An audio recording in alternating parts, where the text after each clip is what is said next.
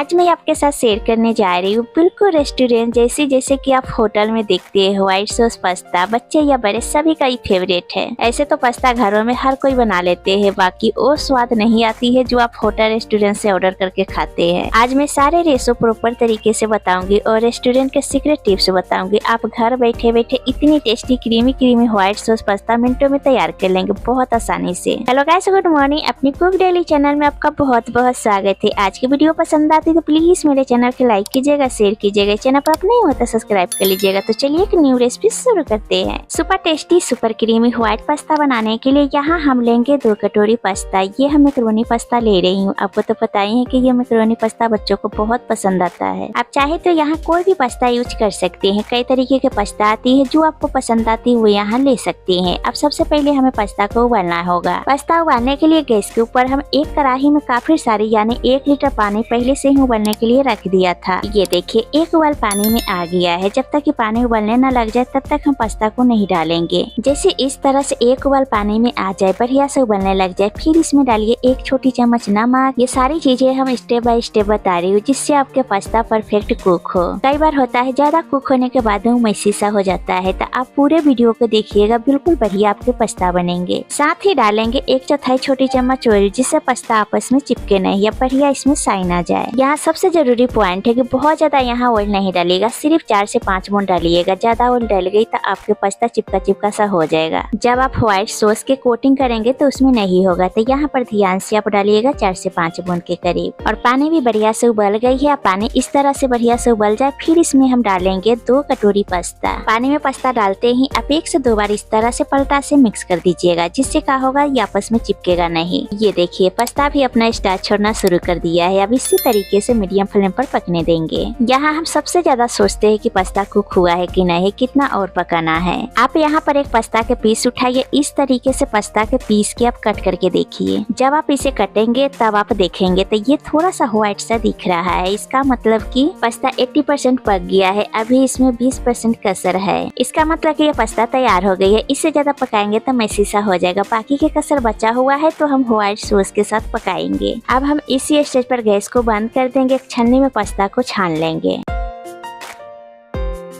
ये अभी बहुत गर्म है, गर्म की वजह से पास्ता और पक जाएगा। अब इसको रोकने के लिए ऊपर से हम डालेंगे नॉर्मल पानी। तो यहाँ ज्यादा गर्माहट की वजह से ओवर कुक हो जाता है, वो यहाँ पर रुक जाएगा। ये पूरी तरह से उबल करके तैयार हो गई है पास्ता। अब इसको अभी बनाना चाहते हैं तो बना सकते हैं। अगर आप स्टोर करके इसको रखना चाहते हैं तो इसमें कुछ बूंद ऑयल के आप डाल करके उसको मिक्स करके आप फ्रिज में रख सकते हैं। जब मन चाहे तब इसे आप बना सकते हैं। एकदम यम्मी टेस्टी पास्ता बनाने के लिए यहाँ मैंने ली है कुछ हेल्दी टेस्टी वेजीज। तो यहाँ मैंने ली है एक छोटे साइज के गाजर, जिसको मैंने इस तरह से रफली चॉप कर लिया है। एक बिल्कुल छोटे साइज के प्याज, जिसको रफली कट कर लिया है। एक छोटे साइज के टमाटर में से बीज निकाल करके रफली चॉप कर लिया है। आधा शिमला मिर्च के इस तरीके से कट कर लिया है। यहाँ लगभग 2 चम्मच के करीब उबला हुआ लिया है स्वीट कॉर्न। ये सारी सब्जियां हम अपनी पसंद के ले रही हूँ। आप चाहे तो यहाँ ब्रोकली वगैरह भी डाल सकते हैं, ये चॉइस आपकी है। यहाँ मैंने ली है 7 से 8 लहसुन के कली, जिसको मैंने बारीक कट कर लिया। ये बहुत जरूरी है स्वादिष्ट पास्ता बनाने के लिए।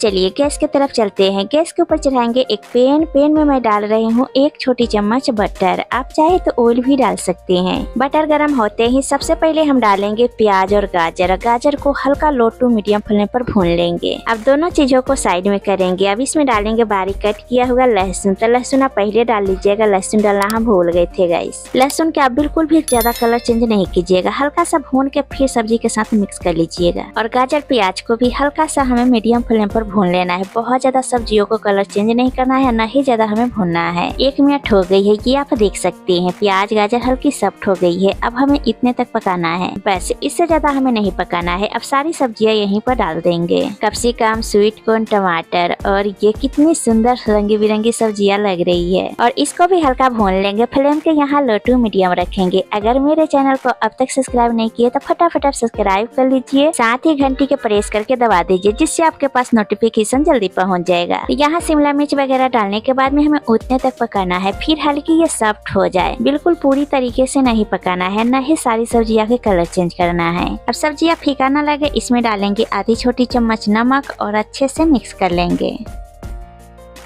लीजिए सभी चीजें हल्की सी पक गई है। अब इसी स्टेज पर गैस को बंद कर देंगे और इसे रखते हैं साइड में। अब सभी चीजें रेडी हो गई है। अब बनाते हैं पास्ता। पास्ता बनाने के लिए सबसे पहले गैस के ऊपर पैन चाहे कढ़ाई चढ़ाइए और फ्लेम के यहाँ लो रखिए। लो फ्लेम पर हम यहाँ डालेंगे 3 चम्मच बटर। 3 क्यूब्स यानी 3 चम्मच बटर है। बटर के अच्छे से मेल्ट होने देंगे। बटर मेल्ट होते हैं इसमें डाल रही हूँ उसी चम्मच से 3 चम्मच मैदा, जैसे कि मैदा और बटर दोनों रेशो बराबर के रहे। ये सबसे जरूरी टिप्स है, ये आपको कोई नहीं बताएगा। अक्सर प्रॉब्लम आती है पास्ता बनाने में। ये तो पूरी तरीके से पकी नहीं है, बहुत चिपचिपी हो गई और ज्यादा ड्राई हो गई। सॉस के लिए बटर मैदा दोनों चीज परफेक्ट नहीं थी, इसीलिए यहाँ ध्यान रखिएगा बटर और मैदा दोनों चीज बराबर बराबर मात्रा में लीजिएगा, तभी आपके पास्ता बहुत ही परफेक्ट बनेंगे। अब इसको लगातार चलाते हुए हल्का भून लेंगे। बहुत ज्यादा नहीं कलर चेंज करना है, इतना कि इसकी कच्चापन निकल जाए, खुशबू बढ़िया आ जाए। यहाँ फ्लेम के लो रखिएगा, लो फ्लेम पर भुनिएगा। ये जो आटे है बिल्कुल भी जलना नहीं चाहिए। अगर आपको यहाँ थोड़ा बटर कम लगे थोड़ा डाल भी सकते हैं। ऐसे तो यहाँ रेशो हम बराबर लिए है, बिल्कुल भी आपको डालने की जरूरत नहीं पड़ेगी। ये देखिए इसमें झाग भी कम हो गई है, इसका मतलब कि हल्का भून गई है। अब इसी स्टेज पर हम डालेंगे 1 गिलास हल्का गर्म दूध। एक साथ बिल्कुल भी नहीं दूध डालेंगे, थोड़ा थोड़ा करके डालेंगे। जब हम दूध इसमें डालेंगे तो यहाँ विस्कर के इस्तेमाल करेंगे। इस तरह से मिक्स करेंगे, थोड़ा थोड़ा दूध डाल करके लगातार जरूर चलाएंगे। इससे हमारा लम्स फ्री एकदम शाइनी सॉस तैयार हो जाएंगे। जिधर यहाँ बिस्कुट ना हो तो एक पलटा चाहे चम्मच से आप मिक्स कर लीजिएगा। ध्यान रहे यहाँ पर थोड़ी देर के लिए आप गैस को बंद कर दीजिएगा। इससे क्या होगा, इसमें लम्स नहीं पड़ेगा। जब पूरी तरह से लम्स इसमें हट जाए फिर हम पूरे दूध 1 गिलास डाल देंगे। 1 गिलास दूध मतलब यहाँ आधा लीटर दूध लिए हैं। अब यहाँ पलटा से इस तरह से चलाएंगे। फ्लेम के यहाँ मीडियम रखेंगे और 1 उबाल इसमें आने देंगे।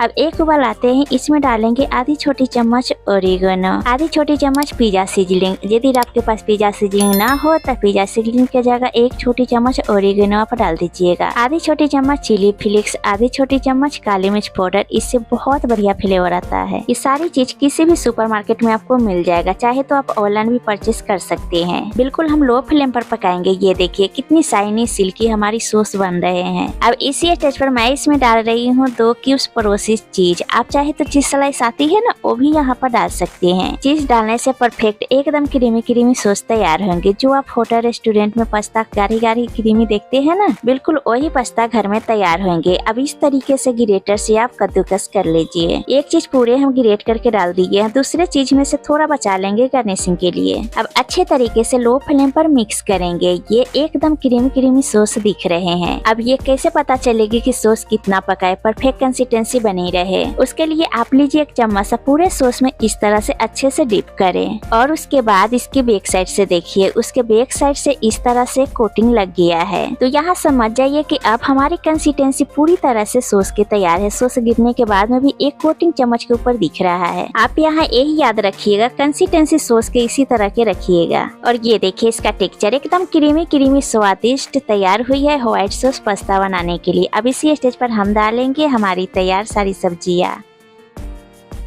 अब यहाँ सब्जियां को अच्छे तरीके से मिक्स करेंगे। अब हम डाल देते हैं हमारा उबला हुआ पास्ता और पूरे सॉस और सब्जियां के साथ धीरे धीरे पास्ता को मिक्स करेंगे ताकि अच्छे से सॉस के कोटिंग हो जाए। आप देख सकते हैं एक एक पास्ता पर कोटिंग परफेक्ट हो गई है। ये ऐसा बिल्कुल भी नहीं है कि पास्ता एकदम मैसी हो गई है, चाहे पास्ता एकदम चिपचिपी सी हो गई है। बहुत ही परफेक्ट बने हैं, आप देख सकते हैं। ये मैं आपको पास से पास्ता दिखा रही हूँ, अंदर तक सॉस अच्छे से भर गई है। अब हम पास्ता को मिक्स करने के बाद में 2 मिनट मीडियम फ्लेम पर और हम पकने देंगे। जो सॉस के फ्लेवर है पूरी तरह से पास्ता में आ जाए। आपको यहाँ पर लगे कि थोड़ा गाढ़ी हो गई है, कोई प्रॉब्लम नहीं है। आप यहाँ पर हल्का गर्म दूध आप डाल करके मिक्स कर लीजिएगा, इससे आपकी कंसिस्टेंसी सही हो जाएगा। बस पूरी तरीके से पास्ता रेडी हो गई है, बहुत ही स्वादिष्ट बनी है। अब चलिए फटाफट एक थाली में सर्व कर लेते हैं। कितनी यम्मी एक एक पास्ता पर सॉस के कोटिंग है।